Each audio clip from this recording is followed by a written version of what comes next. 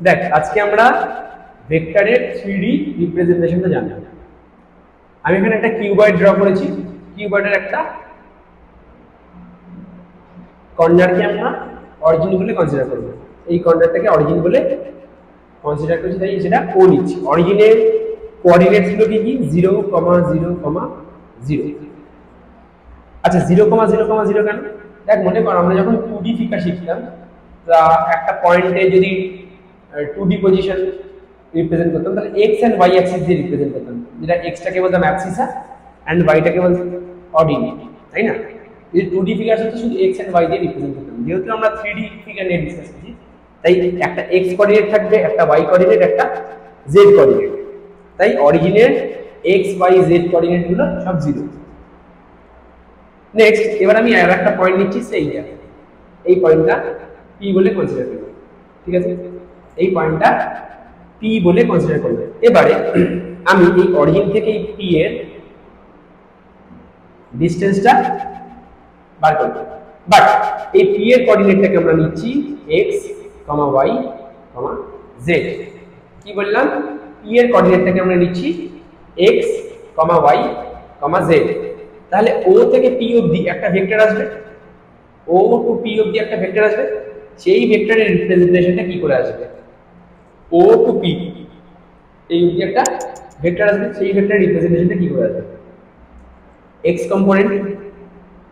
X কম্পোনেন্টের unit vector i vector বা i cap, plus y component y অ্যাক্সিসের unit vector j cap, plus z অ্যাক্সিসের unit vector k cap. এটা মাথায় রাখতে হবে। ওপি ভেক্টরটাকে এরকম ভাবে রিপ্রেজেন্ট করব।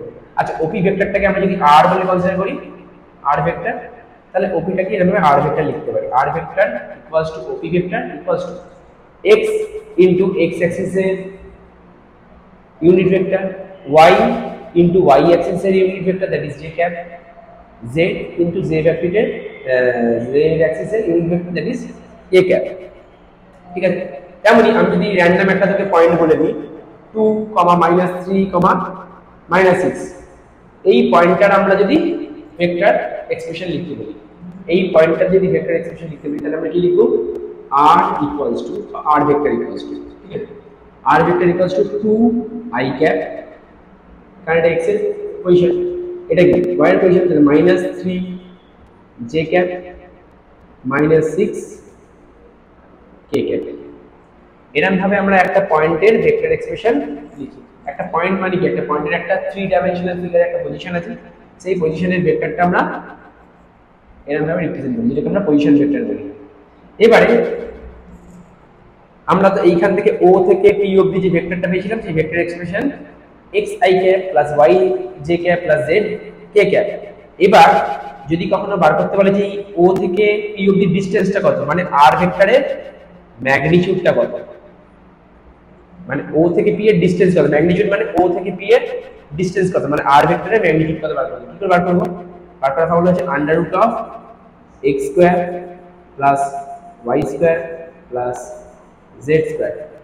তাহলে এইখানে যদি আমরা r ভেক্টরের মডুলাস বার করি, মডুলাস মানে ডিসটেন্সটা, মানে r ভেক্টরটার পুরো ডিসটেন্সটা বা ম্যাগনিটিউড। কি করে বার করব?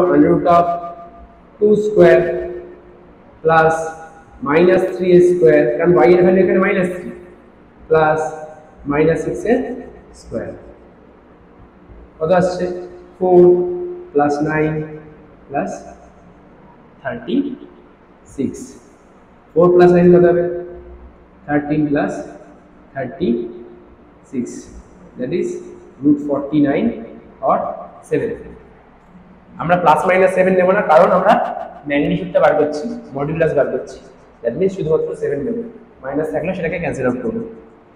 এরকম ভাবে আমরা যে কোনো ভেক্টরের মডুলাস বার করি, এটা হচ্ছে মডুলাস বার করার ফর্মুলা, মডুলাস আর ম্যাগনিটিউড বার করার ফর্মুলা। আর যে কোনো ভেক্টরের পজিশন ভেক্টরের এক্সপ্রেশন হচ্ছে এরকম ভাবে বার করি, xi cap plus yj cap plus zk cap. i ক্যাপটা কি? x অ্যাক্সিসের রেসপেক্টে ইউনিট ভেক্টর, j ক্যাপটা কি? y অ্যাক্সিসের রেসপেক্টে ইউনিট ভেক্টর, k ক্যাপটা কি?